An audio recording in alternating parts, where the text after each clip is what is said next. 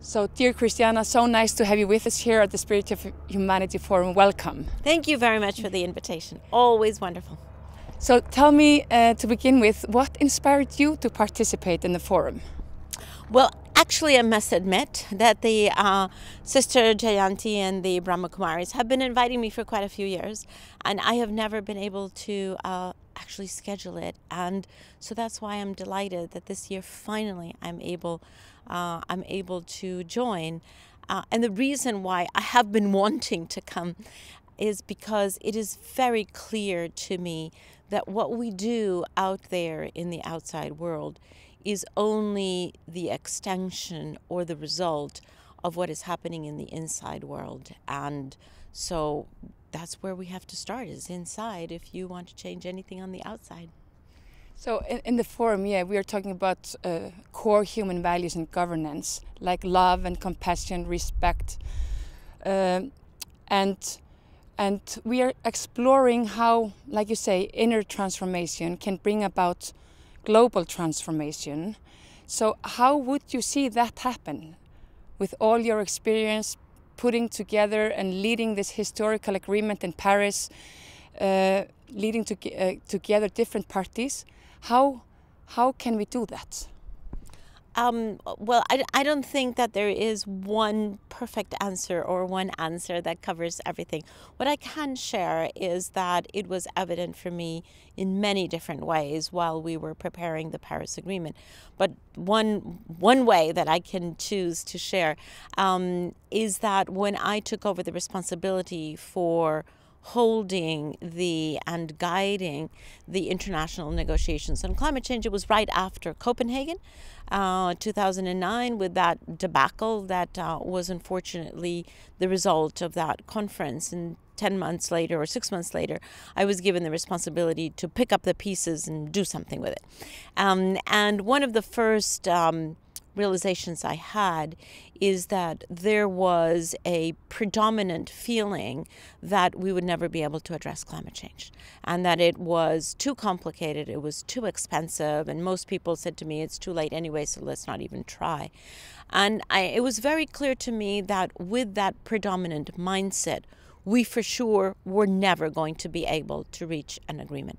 So instead of starting to change what the agreement would look like, I started with the very beginning, which is what is the mindset that we're bringing to this challenge? What is the power of thought that we're bringing to this global challenge? And so for me, the shorthand is optimism, but it means much more than optimism. It really means the shift from feeling helpless to feeling enabled, the shift from understanding that there is an infinite source of strength and wisdom within ourselves that we only just barely tap, and that if we tap deeper and dig much more into, there is much more than we can do, and that we have everything that it takes to construct a different reality than the one that we're perceiving right now.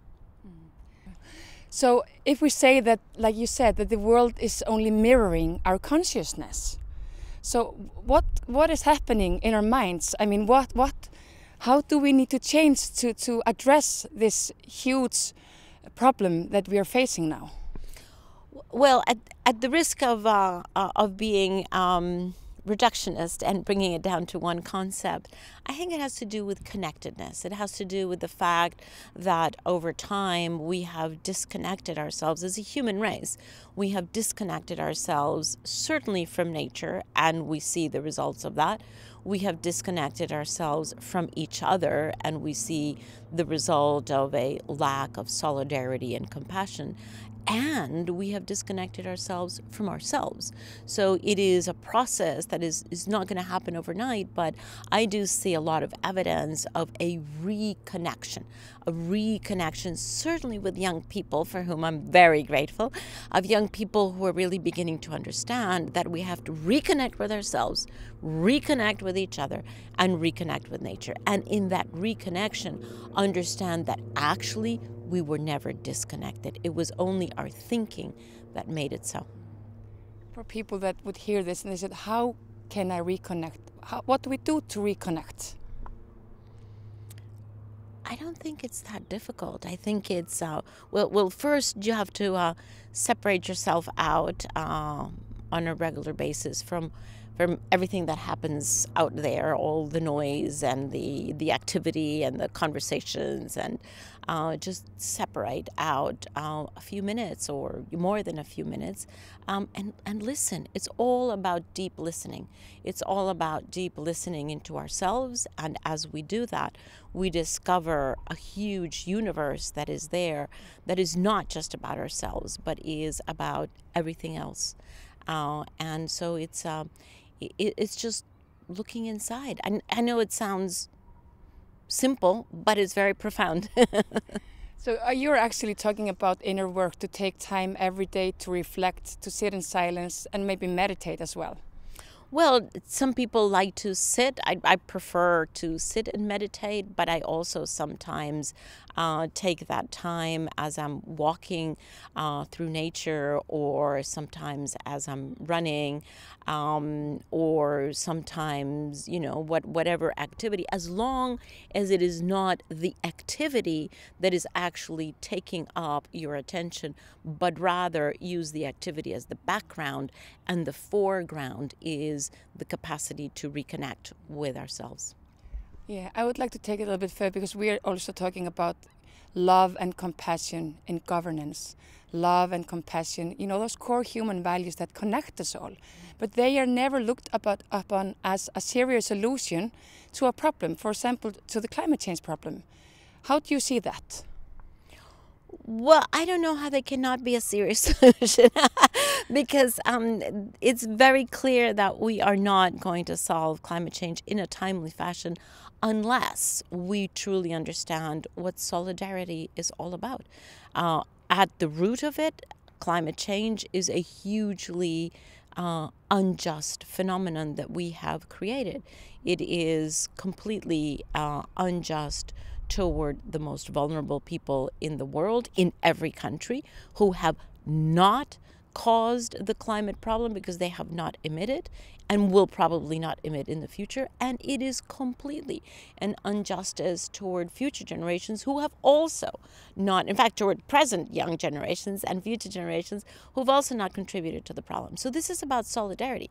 It's about, if you will, geographical solidarity toward those in different spaces than our own right now, perhaps people that we don't know and we will never know. Equally important to keep them in your sphere of reality and awareness, and it is unjust toward in time.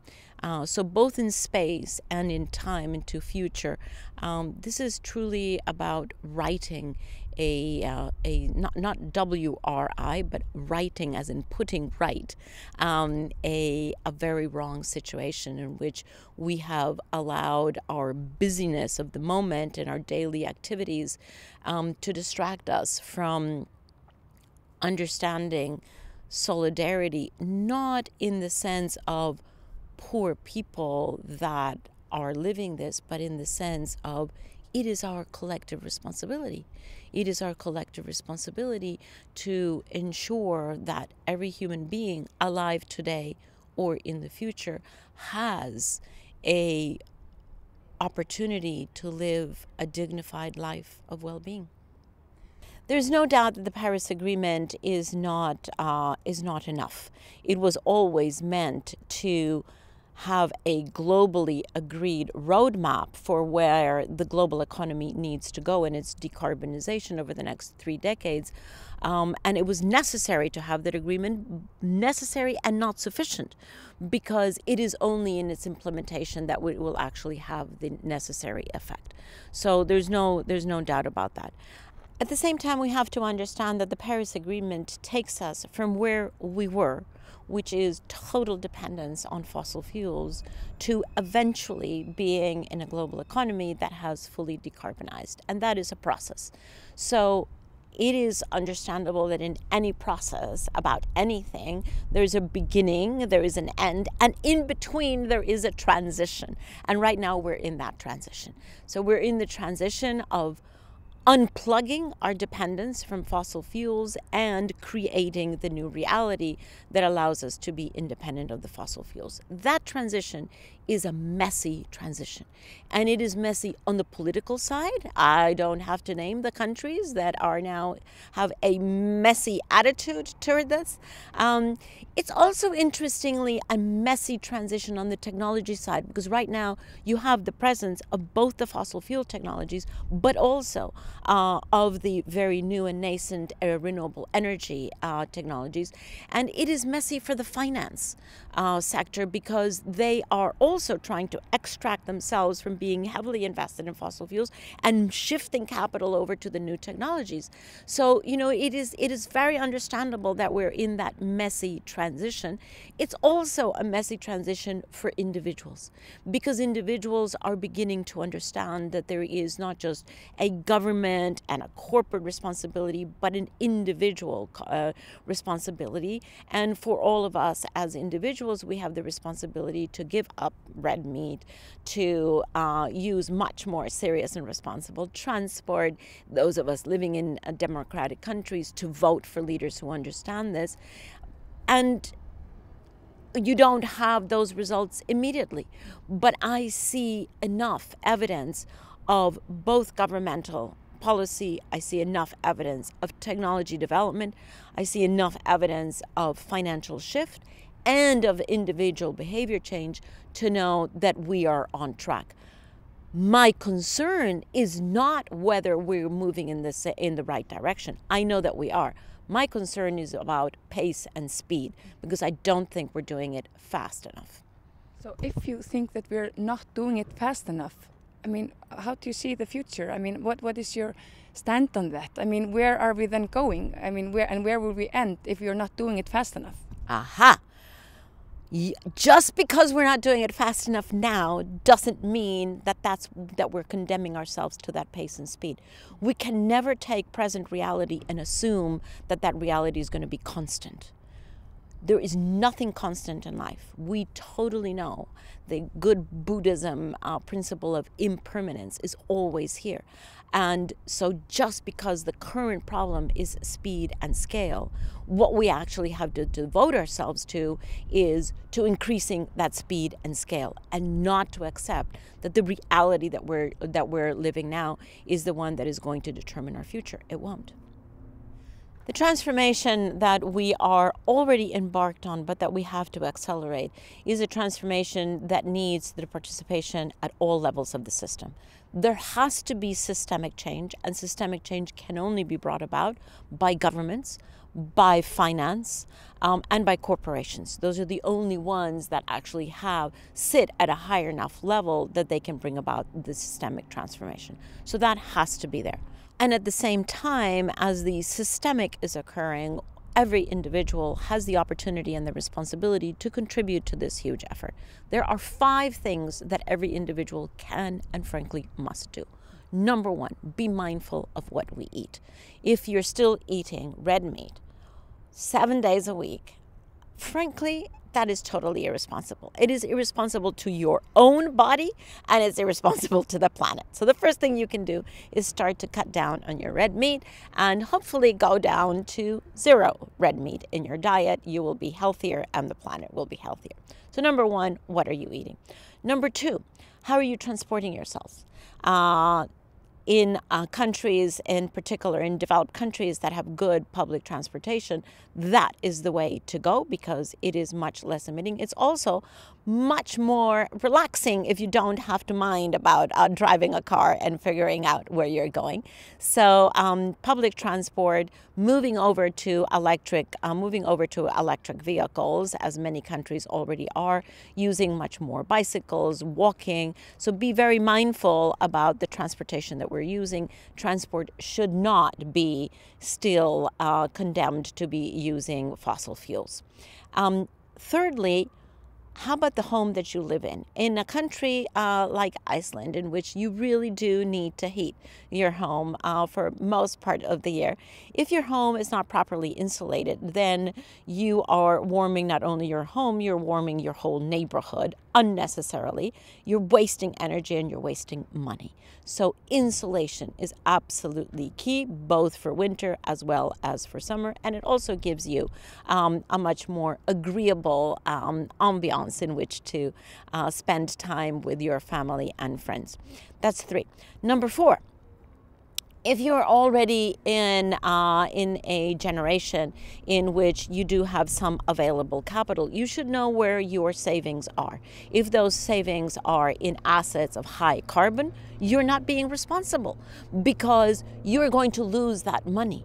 It's not just responsible with the planet, it's responsible with yourself, because high carbon assets, in particular coal, are toxic assets that are very, very quickly losing their value. So you should know where your money is.